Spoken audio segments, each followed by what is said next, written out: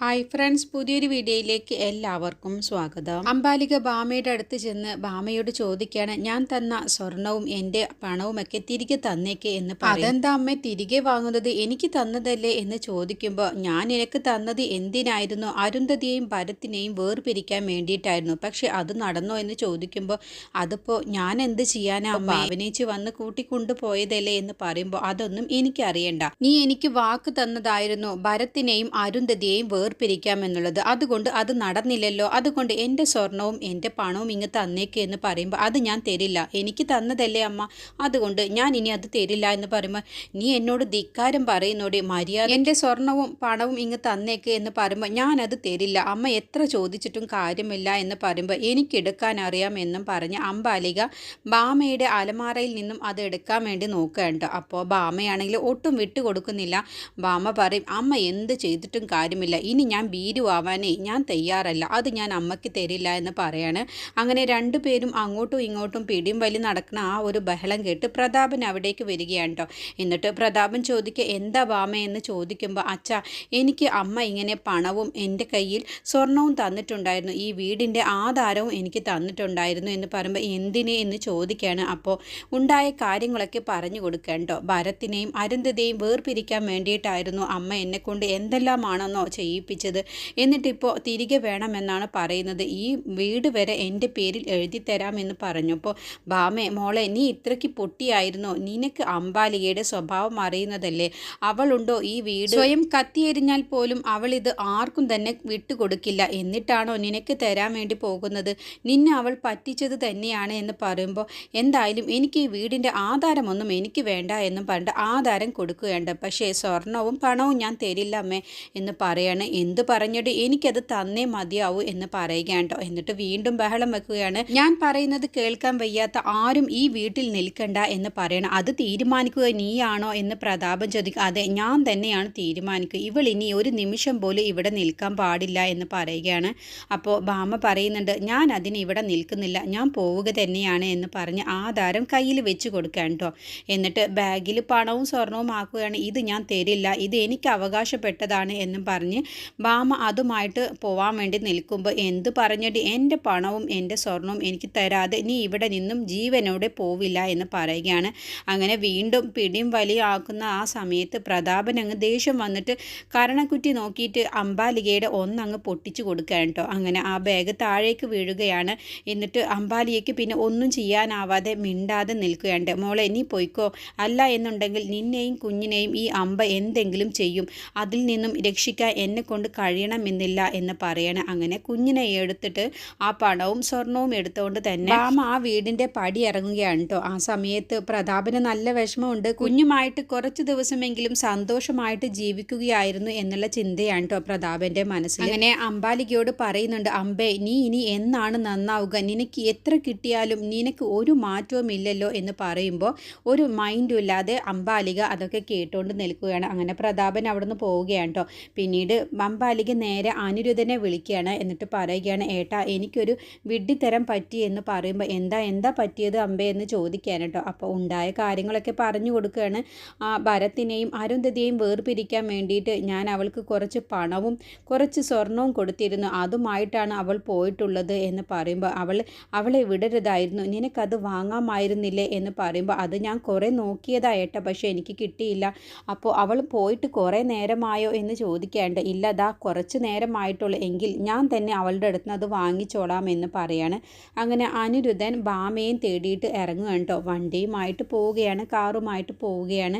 അങ്ങനെ പോകുന്ന വഴിയിൽ ബാമയെ അനിരുദ്ധൻ കാണുകയാണ് കേട്ടോ. ഈ സമയത്ത് അംബാലിക അനിരുദ്ധനെ ഫോൺ വിളിച്ച് കാര്യങ്ങളൊക്കെ പറയുന്നതെല്ലാം പ്രതാപൻ കേൾക്കുകയാണ്. അങ്ങനെ പ്രതാപൻ പറയുന്നുണ്ട്, നിന്റെ കൂടെ ഞാൻ ഇനി ഒരു നിമിഷം പോലും ജീവിക്കാൻ ആഗ്രഹിക്കുന്നില്ല, ബാമയ്ക്കും കുഞ്ഞിനും എന്തെങ്കിലും സംഭവിച്ചിട്ടുണ്ടെങ്കിൽ നിന്നെ ഞാൻ വെറുതെ വിടുകയില്ല എന്നും പറഞ്ഞിട്ട് പ്രതാപൻ പടി ഇറങ്ങുകയാണ്.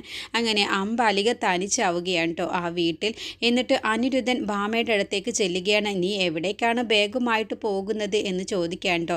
എങ്കിൽ നിന്റെ കയ്യിലുള്ള ആ പണവും സ്വർണവും ഇങ്ങ് തന്നേക്ക് എന്ന് പറയുമ്പോൾ, ഇല്ല ഞാനത് തരില്ല എന്ന് പറയുമ്പോൾ, നീ അത് തരില്ലേ, എങ്കിൽ അത് വാങ്ങാൻ എനിക്കറിയാമെന്ന് പറഞ്ഞ് ബാമയുടെ കവള് നോക്കി ഒന്ന് പൊട്ടിക്കുന്നുണ്ട് അനിരുദ്ധൻ. എന്നിട്ട് ബലം പ്രയോഗിച്ചിട്ട് തന്നെ ആ ബാഗ് വാങ്ങാനൊക്കെ ശ്രമിക്കുന്നുണ്ട്. പിന്നീട് പറയുന്നുണ്ട്, നീ മര്യാദ മര്യാദയ്ക്ക് ഈ വാഹനത്തിൽ കയറിക്കോ എന്ന് പറയാണ്. അങ്ങനെ ഭാമയെയും കുഞ്ഞിനെയും അനിരുദ്ധൻ ബലം പ്രയോഗിച്ച് തന്നെ കാറിൽ കയറ്റുകയാണ് കേട്ടോ. അങ്ങനെ നിർബന്ധിച്ചുകൊണ്ട് കയറ്റുകയാണ്. ഭാമയ്ക്ക് ഒന്നും ചെയ്യാൻ കഴിയുന്നില്ല. അപ്പോൾ ഇത് കണ്ടും കൊണ്ട് വിജയപത്മനും ജാനകിയും അതുവഴി വരികയാണ് കേട്ടോ. അങ്ങനെ ജാനകിയാണ് ഭാമയെ ഇങ്ങനെ ഉപദ്രവിച്ച് കാറിൽ കയറ്റുന്നത് കാണുന്നത്. അപ്പോൾ പപ്പേട്ട ഒന്ന് വണ്ടി നിർത്തിക്കേ, അത് നമ്മുടെ ഭാമയല്ലേ എന്ന് ചോദിക്കാൻ കേട്ടോ. എന്നിട്ട് ജാനകി അതിൽ നിന്നും അങ്ങ് ഇറങ്ങിയ ശേഷം ഭാമയെ ഉപദ്രവിക്കുന്ന അനിരുദ്ധനെ ഒരു ചവിട്ടങ്ങ് വെച്ച് കൊടുക്കാൻ കേട്ടോ. ചവിട്ടിയതോടുകൂടി അനിരുദ്ധൻ തൊട്ടപ്പുറത്തേക്ക് അങ്ങ് വീഴാൻ പോവുകയാണ്. എന്നിട്ട് മോളെ നിനക്ക് എന്താ പറ്റിയത്, നിന്നെ എന്താ ഇവൻ കാണിക്കുന്നത് എന്നൊക്കെ പറയുമ്പോൾ എനിക്കറിയില്ല, എന്നെയും കുഞ്ഞിനെയും നിർബന്ധിച്ച് കാറിൽ കയറ്റി കൊണ്ടുപോവുകയാണ് ഇയാൾ, ഞങ്ങളെ ഒരുപാട് വല്യമ്മേ എന്നൊക്കെ പറയാം കേട്ടോ. കരഞ്ഞുകൊണ്ടാണ് ഭാമ ഇക്കാര്യമൊക്കെ പറയുന്നത്. അപ്പോഴത്തേക്കും വീണ്ടും വിജയപത്മൻ വന്നിട്ട് അനിരുദ്ധനെ ഒരുപാട് അങ്ങ് അടിക്കുകയാണ് കേട്ടോ. കരണക്കുറ്റി നോക്കി ഒന്ന് പൊട്ടിക്കുന്നുണ്ട്. അത് കഴിഞ്ഞ് വിജയപത്മൻ്റെ കയ്യിൽ നിന്ന് ഒരുപാട് ഇടിയൊക്കെ കിട്ടുന്നുണ്ട്.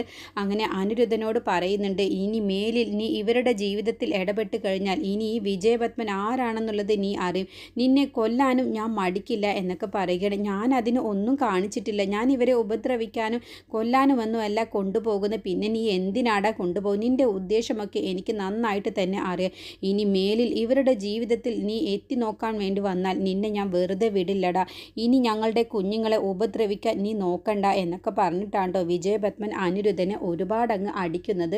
അങ്ങനെ അടി കിട്ടിയതോ അനിരുദ്ധൻ തളർന്ന് ഒരു അവശനാവുക കേട്ടോ. എന്നിട്ട് അവിടെ ഇരിക്കുകയാണ്. അപ്പോഴത്തേക്കും ജാനകി കുഞ്ഞിനെയും എടുത്ത് ഭാമയെയും കൂട്ടിയിട്ട് വിജയപത്മനും കൂടി കാറിൽ പോവുകയാണ് കേട്ടോ. അങ്ങനെ നേരെ പോകുന്നത് ഭാവനയുടെ വീട്ടിലേക്കാണ്. അപ്പോൾ ജാനകി പറയുന്നുണ്ട്, നമുക്ക് ആദ്യം ഭാവനയുടെ വീട്ടിലേക്ക് പോവാമെന്ന് പറഞ്ഞിട്ടാണ് കേട്ടോ അങ്ങോട്ട് പോകുന്നത്.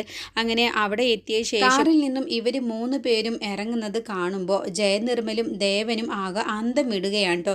എന്താ ഇപ്പോൾ ഇവർ 3 പേരും ഇവിടേക്ക് വരുന്നത് എന്നുള്ള ഭാവത്തിൽ. എന്നിട്ട് ഭാമ അങ്ങനെ കരഞ്ഞുകൊണ്ടാണ് വരുന്നത്. അപ്പോൾ ജയനിർമ്മലയും കാര്യങ്ങളൊക്കെ ചോദിച്ചറിയുകയാണ് കേട്ടോ. എന്താ ഉണ്ടായത് എന്ന് ചോദിക്കുകയാണ്. അങ്ങനെ വിജയപത്മനും ജാനകിയും കാര്യങ്ങളൊക്കെ പറഞ്ഞു കൊടുക്കുകയാണ് കേട്ടോ. അനിരുദ്ധൻ്റെ കയ്യിൽ നിന്നുമാണ് രക്ഷിച്ചു കൊണ്ടുവരുന്നത്, അംബാലിക ഇവളെ ചതിച്ചു എന്നുള്ള കാര്യം പറയുകയാണ്. അത് കേൾക്കുമ്പോൾ ജയനിർമ്മലയ്ക്ക് ടെൻഷൻ ആവുകയാണ്. ഭാവന ഇത് അറിഞ്ഞു കഴിഞ്ഞാൽ ഭാവനയ്ക്ക് ടെൻഷൻ ആവുമോ എന്നാണ് കേട്ടോ ചോദിക്കുന്നത്. കുഞ്ഞിനെ ബാധിക്കുമോ എന്നുള്ള പേടിയാണ് ജയനിർമ്മലയുടെ മനസ്സിൽ. അപ്പോൾ ദേവനും വിജയപത്മനും പറയുന്നുണ്ട്, അതൊന്നുമില്ല, നീ ഇപ്പോൾ എന്തായാലും ഭാവനയുടെ അടുത്തേക്ക് കൊണ്ടുപോയിക്കോ എന്ന് പറയാണ്. അങ്ങനെ ജയനിർമ്മല ഭാവനയുടെ അടുത്തേക്ക് ഭാമയെ ആക്കി കൊടുക്കാൻ കേട്ടോ. ആ സമയത്ത് ഭാവന ബാത്റൂമിലായിരിക്കും. അങ്ങനെ കുഞ്ഞിനെ ബെഡിൽ കെടുത്തുകയാണ്. എന്നിട്ട് ഭാമ അവിടെ ഒളിച്ചു നിൽക്കുകയാണ് കേട്ടോ. പുറത്ത് സൈഡിലായിട്ട് വാതിലിൻ്റെ അവിടെയായിട്ട് നിൽക്കുകയാണ് കേട്ടോ. എന്നിട്ട് ഭാവന പുറത്തേക്ക് വരുന്നുണ്ട്.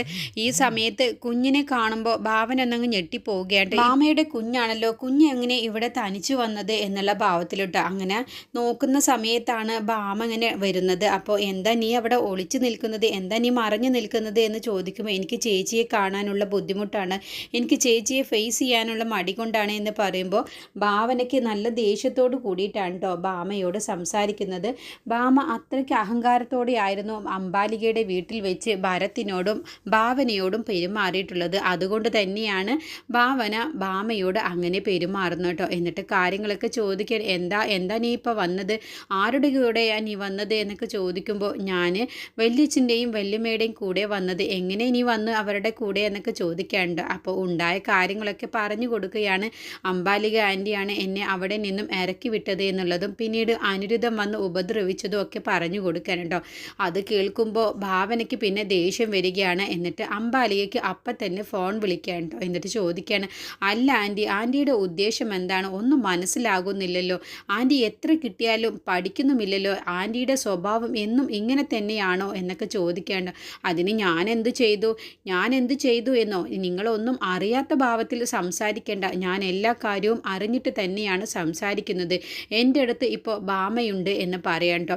അതിനിപ്പോൾ ഞാനെന്താ വേണ്ടത് എന്നങ്ങ് ചോദിക്കുമ്പോൾ നിങ്ങളൊന്നും വേണ്ട, പക്ഷേ ഒരു കാര്യം നിങ്ങൾ മനസ്സിലാക്കുക, നിങ്ങളുടെ ഏട്ടൻ എൻ്റെ ഭാമയെ ഉപദ്രവിക്കാനാണ് ശ്രമിച്ചത്, എൻ്റെ ഭാമയെയും എൻ്റെ ഭാമയുടെ കുഞ്ഞിനെയും ഉപദ്രവിക്കാൻ ശ്രമിച്ചു, നിങ്ങളെ ഞാൻ വെറുതെ വിടില്ല, നിങ്ങളെയൊക്കെ നിയമത്തിൻ്റെ മുന്നിൽ കൊണ്ടുവരാൻ എനിക്ക് അറിയാഞ്ഞിട്ടല്ല, ഏട്ടനെയും അനിയത്തെയും അഴി എണ്ണിക്കാനും എനിക്കറിയാം, വെറുതെ എന്നെ കൊണ്ട് അത് ചെയ്യിക്കാൻ നിൽക്കണ്ട, നിങ്ങൾ ഇന്നല്ലെങ്കിൽ നാളെ നന്നാവുമെന്നാണ് ഞാൻ ഉദ്ദേശിച്ചത്, പക്ഷേ നിങ്ങൾക്ക് ഒരു മാറ്റവുമില്ല, ഞാൻ എന്തായാലും ആ അനിരുദ്ധിനെ കാണാൻ വേണ്ടി ഒന്ന് പോകുന്നുണ്ട് എന്ന് പറയട്ടോ.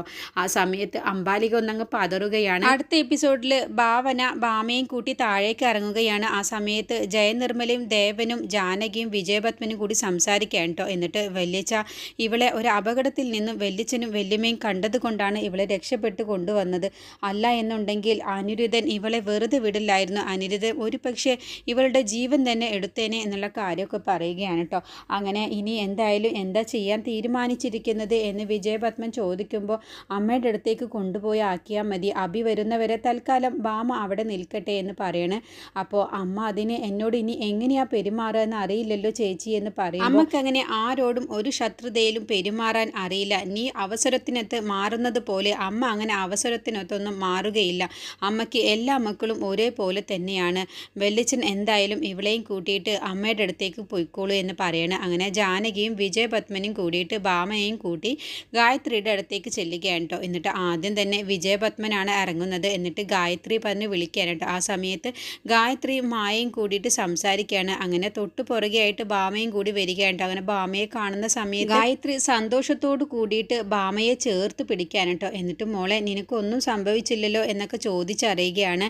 അങ്ങനെ ഉണ്ടായ കാര്യങ്ങളൊക്കെ വിജയപത്മൻ പറഞ്ഞു കൊടുക്കുകയും ചെയ്യാൻ കേട്ടോ. എന്നിട്ട് ഗായത്രിയുടെ കാലിൽ വീണ് ഭാമ പൊട്ടിക്കരഞ്ഞുകൊണ്ട് മാപ്പ് ചോദിക്കുക. അങ്ങനെ അംബാലിക ചെയ്ത കാര്യങ്ങളൊക്കെ ഭാമ ഗായത്രിയോട് പറയണ്ടോ. അങ്ങനെ കരഞ്ഞുകൊണ്ടാണ് പറയുന്നത്. അപ്പോഴത്തേക്കും അരുന്ധതിയും ഭരത്തും കൂടി വരികയാണ്. മായയും സേതു ഒക്കെ വരികയാണ് കേട്ടോ. അങ്ങനെ ഭരത്താണെങ്കിലോ ഭാമയെ കാണുന്നതോട് കൂടി ദേഷ്യപ്പെടുകയാണ് കേട്ടോ. ഇവളെ ഇവിടെ കയറ്റരുത്. ഭാമേച്ചി ഇപ്പൊ അടുത്ത നാടകവുമായിട്ടാണ് ഇവിടേക്ക് വന്നിട്ടുള്ളത്. എന്നെയും അരുന്ധതിയെയും വേർപിരിക്കാൻ വേണ്ടി അംബാലിക ആൻറ്റി എന്തെങ്കിലും മോഹവാഗ്ദാനങ്ങളൊക്കെ കൊടുത്തിട്ടുണ്ടാവും. അതുകൊണ്ടാണ് ഇവിടേക്ക് വന്നത് എന്നൊക്കെ പറയുകയുണ്ടോ. പക്ഷേ വിജയപത്മൻ അതൊന്നുമല്ല ഭരത്തെ. യഥാർത്ഥത്തിൽ ഒരു അപകടം കഴിഞ്ഞ ശേഷമാണ് അനിരുദ്ധൻ്റെ കയ്യിൽ നിന്നും രക്ഷപ്പെട്ടിട്ടാണ് ഇപ്പോൾ ഇങ്ങോട്ട് വരുന്നത് എന്ന് പറയുകയാണ്.